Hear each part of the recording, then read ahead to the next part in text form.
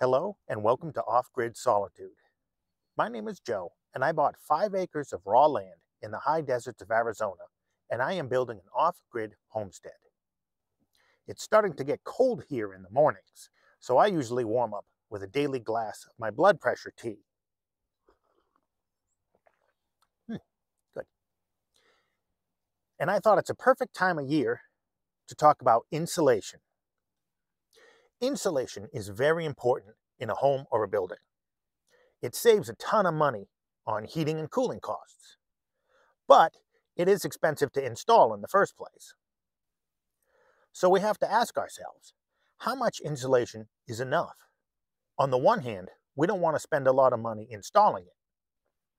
And on the other hand, we don't want to waste energy heating and cooling. To help us know how much insulation we have, the building industry has come up with an R value. And this R value tells us how effective a given piece of insulation is. I thought I remember installing some R8 a couple decades ago, but maybe I'm not remembering that right. I see in the building supply stores, R13 is very common, and R19 is very common for the fiberglass batting, and I see R5 is pretty common for foam board insulation. Industry officials have recommendations for how much insulation you need based off of location and the use and various other factors. For example, I now see that exterior walls are recommended to be a minimum of R19. In fact, I see some counties require it. And here in the Southwest, they recommend an R30 for the attics and roofs. Now that seems a little excessive to me, and you'll see why by the end of this video. To try and understand this R value, let's first look at where it came from. Scientists came up with a measure of thermal conductivity, how well heat passes through a given material. They define this as energy divided by area and temperature difference. They add the hours in there too, but you have to be careful because sometimes when people talk about BTUs, they actually mean BTU per hour. But that won't matter for what we're talking about today. That's a pretty useful formula.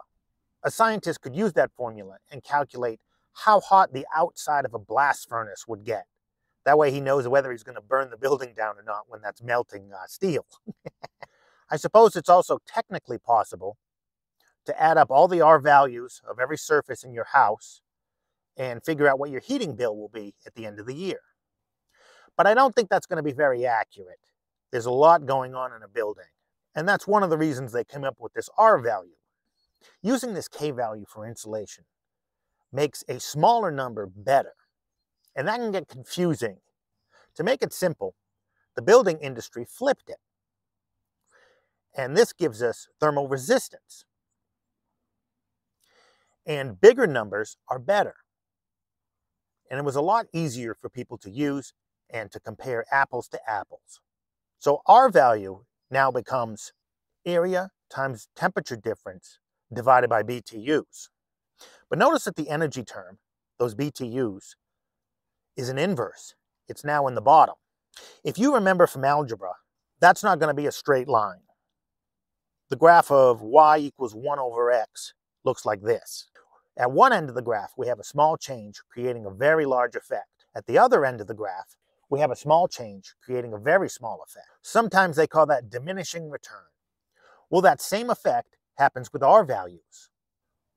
Let's compare a few R values so we can see how that's going to work in our house. To make things simple, let's start with an R value of 1.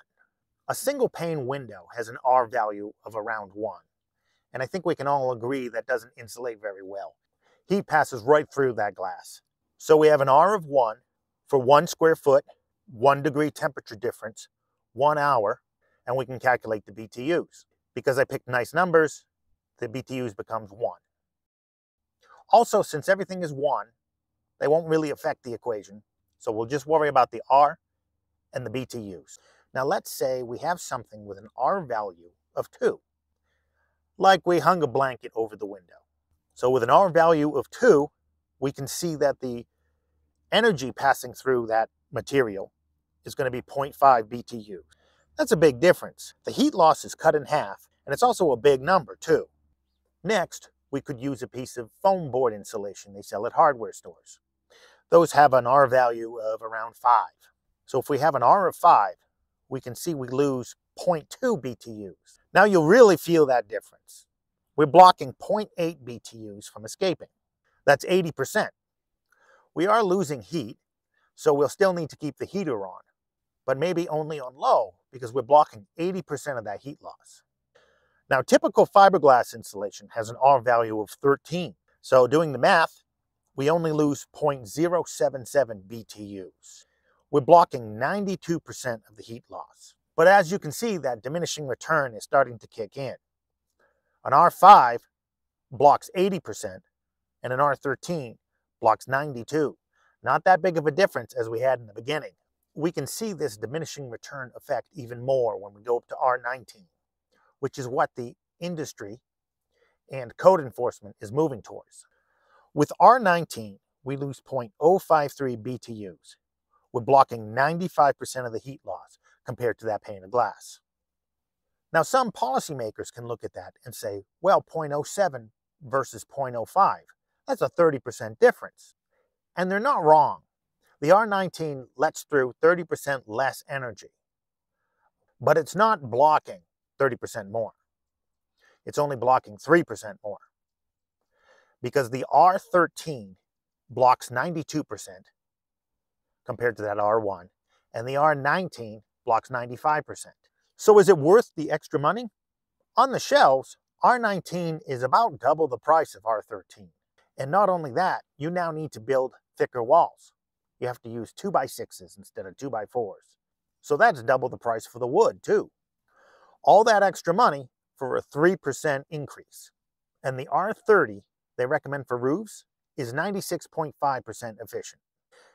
That's only a 1.5% improvement over the R19. Definitely not worth the cost, in my opinion. Buildings are complicated too, and we're talking about very small differences. An air leak will erase all the gains you get from those very high R values. Air escaping under your door, or the bathroom or kitchen vent, or even just opening the door to let the cat out. That erases all the gains you get from an R30 at the end of the day. And let's not forget about glass and windows. We saw how low insulation they are. So while we're doubling insulation on the walls, it's still going right out the windows. Insulation is very important. I believe in using it whenever I can. But there is a diminishing return. Always choosing more and more insulation is just misguided. There comes a point when more insulation isn't cost-effective or even useful. We may be better off choosing a modest amount of insulation and worrying about the other ways we're losing energy, like sealing up air gaps around a door. Or we can add insulation to our windows with a layer of clear film.